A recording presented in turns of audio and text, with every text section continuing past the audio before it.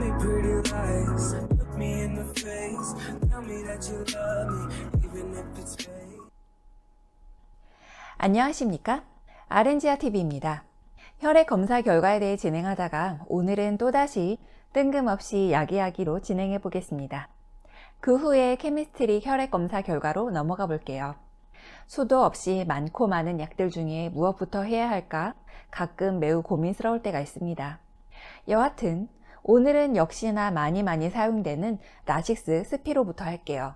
스피로는 알닥톤이라고도 하죠. 라식스 알닥톤은 이뇨제죠. 소변 배출을 증가시키는 약이에요. 저는 신규 때 부종 환자에게 사용되는 약 중에 라식스 스피로는 원래 세트약인 줄 알았어요. 각자 사용도 많이 하지만 두 가지 약을 같이 정말 많이 사용하거든요. 내과에 있는 동안 간질한 환자가 몸이 땡땡 부어서 라식스랑 알부민을 같이 투약하는 경우도 많이 보았고, 투석받는 환자나 신장 이식 받은 환자도 각종 이뇨제를 많이 사용하는 것을 보았습니다. 심장내과 환자에게도 혈압 조절 목적으로도 참 많이 사용하죠. 고리 이뇨제, 시아자이드계 이뇨제, 칼륨 보존 이뇨제, 삼투성 이뇨제, 탈산 탈수 효소 억제제 등 이게 뭔 말이야 하는 이뇨제가 참 많이 있습니다. 이 중에서 삼투성 이뇨제로 가장 많이 사용되는 마니톨은 제가 수액편에서 이미 설명을 드렸었고요. 라식스가 고리 이뇨제에 속하고 알닥톤은 칼륨 보존 이뇨제입니다. 이건 역시 이게 뭔 말인가 싶죠? 앞으로 설명드릴 거고요. 나머지 약들은 정말 할 게 없을 때 한번 진행해 볼게요. 제가 신규 때 가장 궁금했던 것이 왜 여러 가지 이뇨제를 섞어서 사용할까 하는 거였거든요. 어차피 이뇨제는 소변만 잘 배출시키면 되는 거 아닌가? 다 똑같은 거 아닌가? 하는 생각을 했었거든요. 그리고 이뇨제를 먹는 환자들에게서 경험상 일렉트로라이트 검사를 늘 시행하면서 나트륨과 포타슘 수치를 보던데 그냥 막연하게 궁금증만 미묘하게 갖고 있었더랬죠.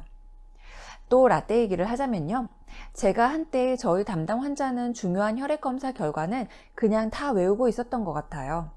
검사 결과지가 전산으로 뜨지 않고 진단검사의학과에서 올라온 페이퍼를 모두 다 종이 차트에 끼워 넣었던 시절에 제가 살았었거든요. 주치의가 갑자기 나타나서 차트를 찾아보기 귀찮으니까 홍지아 환자 나트륨 포타슘 어떻게 돼요? 라고 간호사에게 많이 물어봤었거든요. 그럼 바로 138에 5점이요 하고 대답했었더랬죠. 만약 대답을 바로 하지 못하면 막 짜증을 내니까 어쩔 수 없이 그렇게 검사 결과를 보면 바로 외워야 하는 훈련이 됐던 것 같습니다. 그렇게 제가 수치를 이야기하고 나서 주치의가 차트를 뒤적거리더니 저녁부터 스피로 뺄게요 하는 거예요. 스피로가 포타슘을 올리나? 하는 생각이 들더라는 거죠. 그렇게 해서 또다시 이뇨제 공부가 시작이 됐습니다. 지금은 전산으로 모두 다 바로 확인할 수 있으니까 간호사에게 와서 일일이 물어보거나 하는 일은 없어져서 검사 결과를 그렇게 외우는 것까지 하지 않고 수치가 높거나 낮은 것만 표시를 해놓지만 그래도 환자의 상태를 확인하려면 기본으로 알고 있어야만 하는 가장 중요한 것 중 하나가 일렉트로라이트 검사 결과이니까 여러분들도 늘 혈액 검사 결과를 확인하는 것을 습관 들이시는 게 좋을 것 같습니다. 오늘은 혈액 검사 결과가 주제가 아니고 이뇨제 얘기니까 다시 이뇨제로 돌아오면요. 라식스는 성분명이 프로세마이드인데요. 이것을 루프 이뇨제라고도 하고 고리 이뇨제라고도 하죠. 알닥톤의 성분명을 보자면 스피로놀락톤인데요. 이것을 칼륨 보존 이뇨제라고 하죠. 왜 이렇게 부를까요? 도대체 루프 이뇨제는 뭐고 칼륨 보존 이뇨제는 뭐냔 말이죠. 루프는 고리라는 뜻인데요. 신장, 즉 콩팥의 구조를 보면 네프론이라는 것이 있고 네프론을 더 들여다보면 사구체, 세뇨관과 같은 것들이 있죠. 그리고 헬레골이라는 것이 있습니다. 이것이 그야말로 U자 모양의 고리처럼 생겼는데 독일의 해부학자 헬레가 발견해서 헬레스루프라는 이름이 붙었다고 하네요. 이 헬레골이 주변으로는 모세혈관이 촘촘히 둘러싸고 있기 때문에 모세혈관과 헬레골이 사이에서 수분과 전해질의 이동이 일어나게 되는 것이죠. 이 헬레고리에서 올라가는 부분의 두꺼운 상부 쪽에서 라식스가 작용을 하기 때문에 루프 이뇨제 또는 고리 이뇨제라고도 부른다고 합니다. 신장의 헬레골이 두꺼운 상부에서는 나트륨, 염소, 수분이 재흡수가 되는데 라식스는 이 과정에서 나트륨이 재흡수되는 것을 억제해서 나트륨과 수분의 배설을 증가시켜 이뇨작용을 나타낸다고 하죠. 수분이 배출되는 과정에서 칼륨의 소실도 많다고 하니까 주의 깊게 전해질 수치를 확인해야 하는 사항입니다. 라식스는 먹는 약이 원칙이라고 합니다. 그런데 원칙은 원칙이고 주사 라식스도 실제로는 엄청 많이 사용하죠. 주사로 주게 되면 급격히 신장에서 수분을 배출시키는데 급성 신장 손상이 있을 수 있기 때문에 신중하게 사용해야 하죠. 무뇨 환자에게는 사용하지 않고 중증의 저칼륨 혈증이나 저나트륨 혈증 환자에게는 투약하지 않아야 하겠죠. 라식스는 작용이 강력해서 일반적인 부종뿐만이 아니라 고혈압, 우려성 심부전 등 심혈관계 질환에도 사용됩니다. 환자마다 당연히 투약 용량은 다르겠지만 일반적인 먹는 약의 투약 사용을 보면 간경화는 40mg, 심부전은 40에서 80mg, 신증후군은 120mg, 중증 심부전의 경우 80mg, 심한 심부전의 경우 200mg까지 사용할 수 있다고 합니다.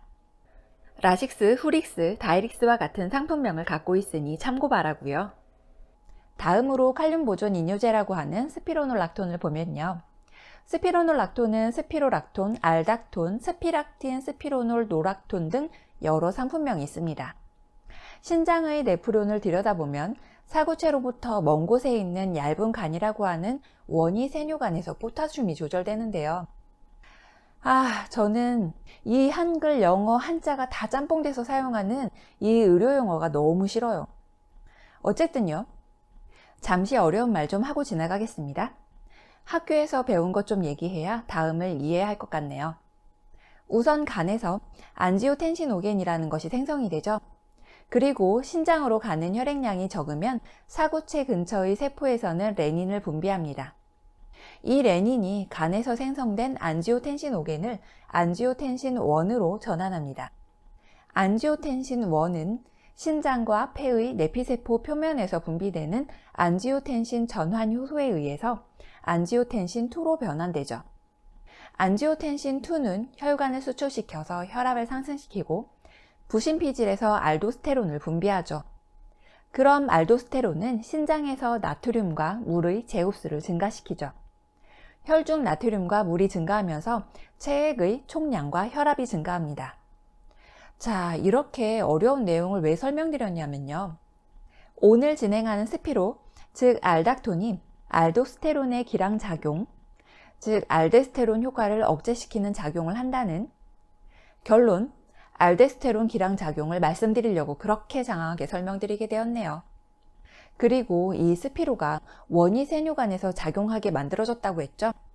원위세뇨관에서는 칼륨, 수소, 암모니아를 소변으로 배출시키고 나트륨, 중탄산이온, 물을 모세혈관으로 다시 흡수시키는데요. 이 스피로가 원위세뇨관에서 배출되는 포타슘의 배출을 감소시킨다고 하네요. 그래서 칼륨 보존성 이뇨제라고 불리우는 것이죠.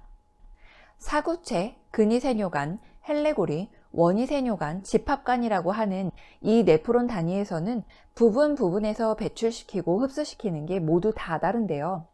라식스는 헬레골이에서 작용하는 것이고 스피로는 원위세뇨관에서 작용하는 것이죠. 말씀드린 전반적인 내용으로 초반에 말씀드린 일렉트로라이트 검사 결과에 나트륨, 포타슘의 수치를 주의 깊게 살펴보게 되는 것입니다. 근위세뇨관과 집합관에서 작용하는 약도 따로 있습니다. 주로 혈압 조절을 위해 사용하는 약제가 많이 있어요. 수분을 배출시켜서 몸속의 혈액을 압력을 줄여주는 역할을 하는 약들이죠. 제가 차후에 혈압약도 진행하게 될 텐데요. 그때 또 한 번 이뇨제 역할을 다시 설명드려 보겠습니다. 라식스 단독 처방 또는 스피로도 단독 처방이 많이 있고요. 당연히 라식스 주사 처방도 많이 실행됩니다. 스피로놀락톤을 주사로 사용하는 것은 못 본 것 같네요. 라식스가 나트륨을 배출시키면서 인체가 나트륨 칼륨 균형을 위해 칼륨도 같이 배출시키는 역할을 하기 때문에 포타슘을 보존하기 위해 라식스 0.5개 더하기 스피로 2개 또는 라식스 0.5개 더하기 스피로 1개 또는 라식스 1개 더하기 스피로 2개 또는 라식스 1개 스피로 4개 처방하는 경우도 많이 있습니다. 이러한 용량의 처방은 환자의 상태와 혈액 수치 등등 전반적인 검사 결과에 따라 의사의 처방에 따라 실행하게 되는 것이죠. 이뇨제 역시 함부로 사용하면 안 되는 약물이죠. 대표적인 부작용으로는 탈수가 있겠죠. 과도하게 소변을 많이 배출시켜서 인체의 수분 부족 현상을 일으키게 할 수도 있습니다. 특히 헬레고리에서 작용하는 라식스는 이뇨작용이 강력해서 몸에 수분이 부족한 상태에서도 이뇨작용을 지속하기 때문에 탈수를 더욱 더 심하게 할 수도 있다고 하네요. 라식스는 저나트륨 혈증 또는 저칼륨 혈증을 일으킬 수 있는데 온몸에 힘이 빠진다는 분도 계시고 고혈당, 고지혈증, 성기능장애, 청력장애 등등 여러 가지 심각한 부작용을 일으킬 수 있습니다. 그리고 스피로는 칼륨을 보존시키기 때문에 고칼륨 혈증을 일으킬 수도 있죠. 고칼륨 혈증의 가장 중요한 부작용 중에 하나는 심장 기능에 문제를 일으킨다는 것이죠. 그러니 반드시 일렉트로라이트 검사 결과를 유심히 봐야 하겠습니다. 당연히 신장 기능, 즉 콩팥 기능 검사도 유심히 봐야 하겠죠. 오늘은 프로세마이드, 스피로놀락톤에 대해 진행해 봤는데요.